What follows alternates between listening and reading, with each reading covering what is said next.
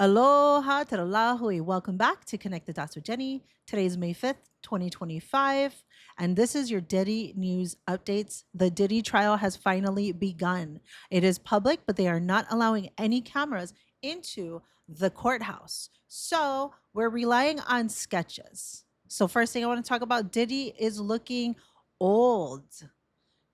Apparently he had a full head of gray hair and he was just always dyeing his hair black. The reason why that's important is if you go and you look at the sketches, his hair is all gray. And so today he's wearing like a black sweater over a white shirt. And to me, I feel that that's his defense team playing on the fact that he's older. And it's to really humanize him and to make him almost seem like a grandpa and to kind of make it a little bit more difficult for the jurors to view him as this monster that the prosecutors are going to paint him out to be. So they need every little tactic that they can get to really try to humanize him when the prosecutors are discussing these very dehumanizing things that he would do to his victims. So today they've started the jury pool. Okay, so they're trying to find jurors that are unbiased. Okay. So reports are coming in that the judge is going to be interviewing 50 per day with the idea of getting 12 jurors and 6 alternates. Okay. So alternates is in case the jurors can't be there, they're going to go ahead and bring in the alternates. I think some really interesting news that came through as of 2:10 p.m. Let me just pull it up right here. As of 2:10 p.m. Okay. The jurors were asked if they knew a list of these individuals. Michael B. Jordan.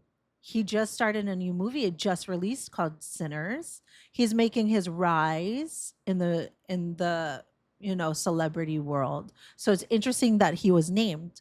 The jurors were asked if they knew Kanye West, Michelle Williams, Kid Cudi, Dallas Austin, Lorianne Gibson, Mike Myers, Lauren London, Aubrey O'Day, Don Richard, and Cassie Ventura. It is unclear as to whether or not they will testify, but it would appear that in some form they will be a witness. So now this has got everybody kind of like, what is their involvement in this? Like I've been saying from the beginning, we do not know the evidence that the prosecutors have. We do not know what that evidence is. Another important thing I think to note is that today at 12:40, remember this is happening in New York. Okay, so they're about 5 hours ahead of time from me. At 12:40 p.m. today, a juror was dismissed and Diddy asked for a bathroom break, telling the judge, "I'm sorry, Your Honor, I'm a little nervous today." That is the first time that Diddy has been shown any type of humility in all the pre-trials leading up to today. Diddy is seen high-fiving his lawyers. Diddy is seen smiling. Diddy is seen his family has been showing up to the pre-trials and them smiling at them. Today is the first time that he's showing a little bit of humility and a little bit of worry. He's facing up to life in prison with these RICO charges. Now, from what I've heard is people don't understand what RICO is. So let me break that down a little bit. RICO is racketeering. And if it'll help you think of the mob, anytime the federal government has ever gone against a mob, it was always for racketeering and RICO. Because what it is it's a crime organization. Okay, so they're saying that Diddy was the top of this enterprise. Okay, he was the man that was instructing all these people, whether it was getting the victims, instructing who was going to be a part of these freak offs. He was orchestrating and commanding. Okay, also with RICO, it allows the federal government to go over every single person who was involved in these heinous crimes. So anyone that was present, anyone that profited from it, anyone that was a John that came and participated in these SAs, anyone who could have done anything, RICO allows the federal government to go after them. Okay, so that is the importance of RICO and why could potentially give him life in prison.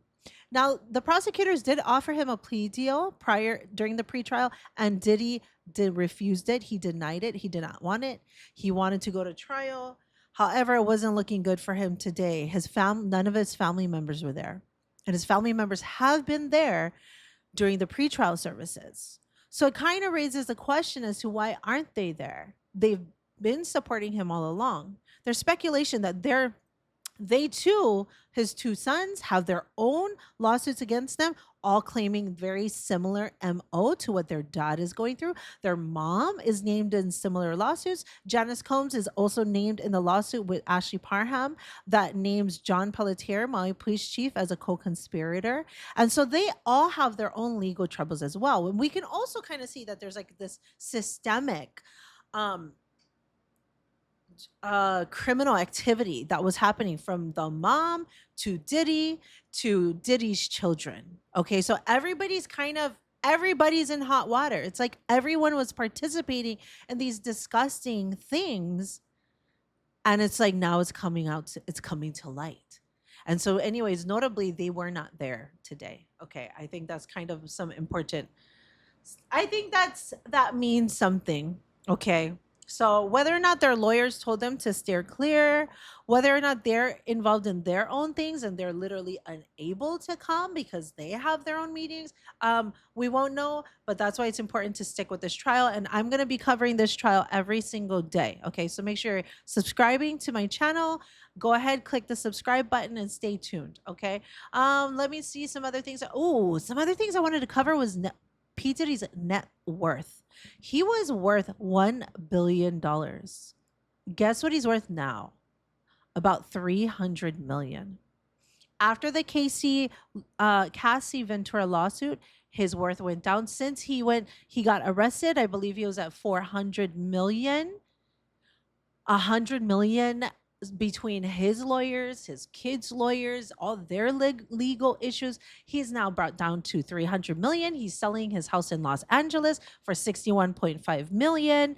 I mean, his money's getting drained quickly. Now, remember, this is just the federal case. He's got a whole long line of civil cases, okay, lawsuits that all detail very similar actions as what has happened in this federal case. Okay, so he's looking at a lot of legal issues, Diddy is, and his money is going. Okay, it's dwindling down.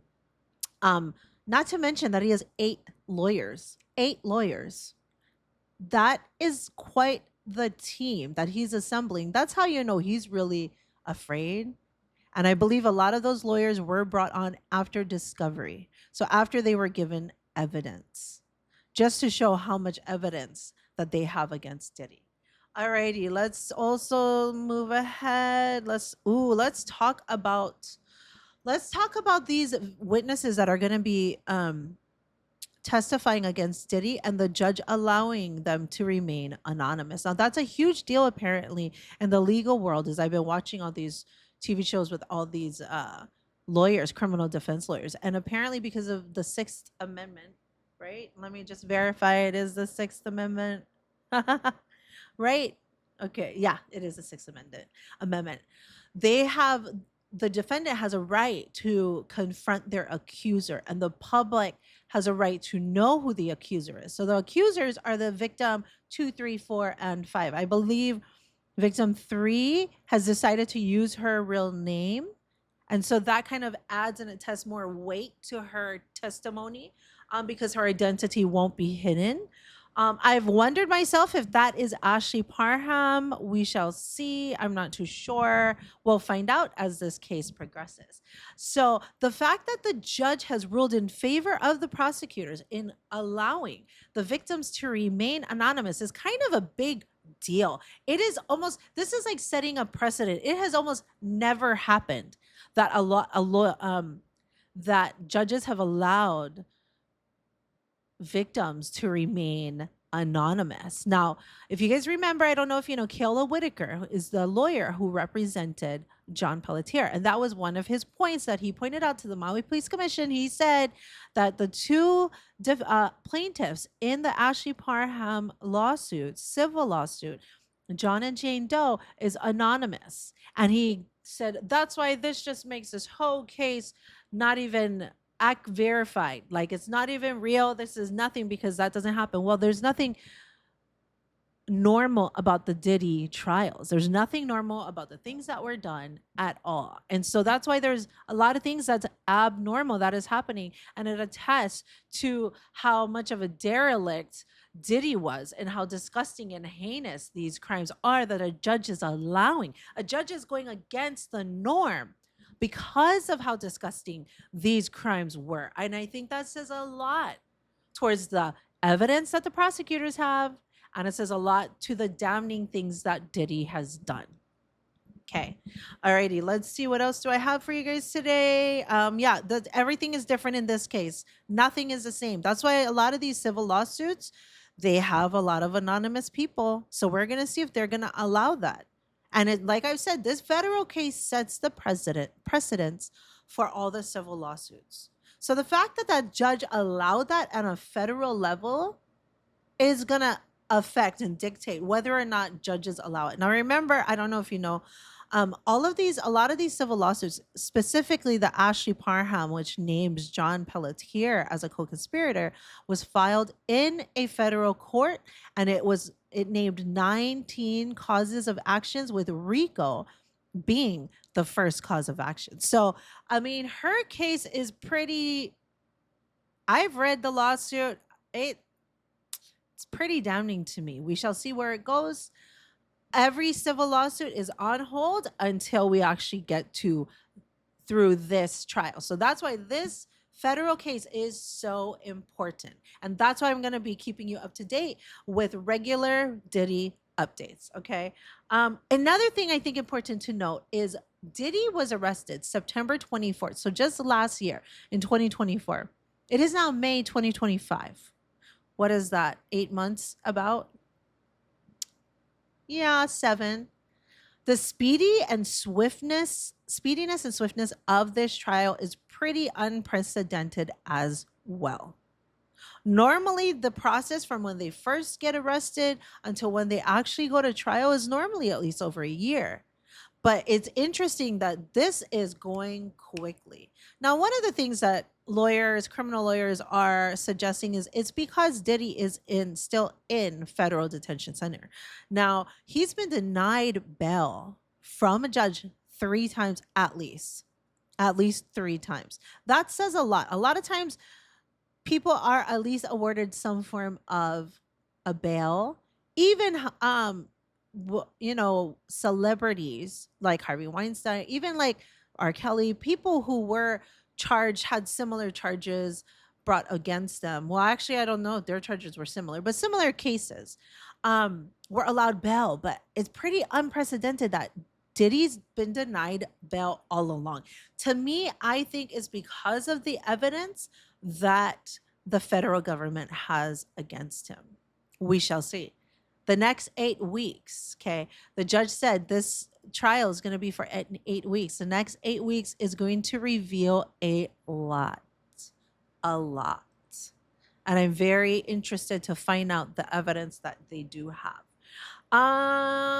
Also, what I've found out is that, I've been watching these criminal law defense lawyers weigh in, and basically they said that, the speediness of it could be because Diddy is in jail and normally, they're released on bail.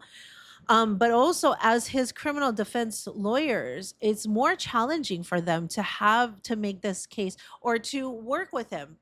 Because of him being behind bars, they have to go to the prison, they have to go through security. And even once they're in prison, they're unable to bring their cell phones, they're unable to bring their laptops. So while Diddy's telling them this information, they're unable to instantly make phone calls to verify. They're unable to have their laptop. They're unable to corroborate his testimony immediately. So that really puts a strain on Diddy's defense team on how they can represent him.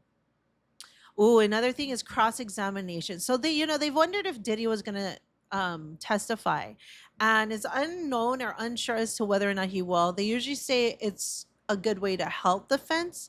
However, it's not known. But what defense lawyers have been saying is that cross-examinations are really important So that's when there's a witness on the stand and his defense team gets to come up and cross-examine the individual, right? And so we're really going to see a lot, even with these victims who are coming forward. Cross-examination is really going to apply the pressure onto these victims as to the validity of their stories, right? I assume that the federal prosecutors have vetted and verified a lot of this evidence. So the point that we're at, I'm assuming that the evidence they have has all been vetted. Okay. Also important to note is that federally, these types of cases, they get like a 99% conviction rate. That isn't good odds for Diddy. His defense claiming insanity, stating that because he would drug his victims, right? So that they could do the things, perform in these freak offs. Okay. And he would also voluntarily take these drugs as well too. And so he's claiming that he was so intoxicated and under the influence that he was not of his right mind when he was performing these heinous acts. And the hard part I think he's going to really have with that defense, which I'm so surprised the defense lawyers, like, that's their defense. The prior defense to that was that he was a swinger. He was going to state that he was a swinger and there's nothing wrong with consensual sex. And then he got these new lawyers and they switched it up to, now it's claiming insanity for being under the influence too much. And to me, that is just a show that the defense team they're grabbing at straws. That's my personal opinion on it. They're just grabbing at straws, and if they really had any type of solid defense for Diddy, they would be using it. So the fact that insanity is the most solid defense that they're gonna run this whole trial on, oof. To me, I don't think that's a good sign for Diddy. I think that already kind of shows that there's a lot of damning evidence and it's going to be hard for his defense team to prove his innocence. Now, remember that he has pled not guilty, and it's up to the prosecutors, which is the federal government, to prove beyond a reasonable doubt that Diddy 100% committed these crimes. Okay, so it is up to the federal government to prove that, the prosecutors to prove that. I think the fact that he has 8 lawyers says a lot. It says he needs a strong team. I think the fact that they're running with a really crappy defense saying that pleading insanity is a really bad thing for him, a bad sign for him as well. I just don't see Diddy winning this. The only thing is a lowered sentence, but he already refused the deals. So as far as my understanding goes, he's already going to just be given the sentences that comes with the charges. So let's say, for instance, he's the RICO. Okay, it comes with a sentence of life. There's a potential that, boom, once he's found guilty of RICO, right? Because he has to be found guilty on all these charges. And then from these charges is where they can decide the sentence, okay? So the charges, if he gets charged with RICO, that is what is potentially going to give him life in prison. Okay.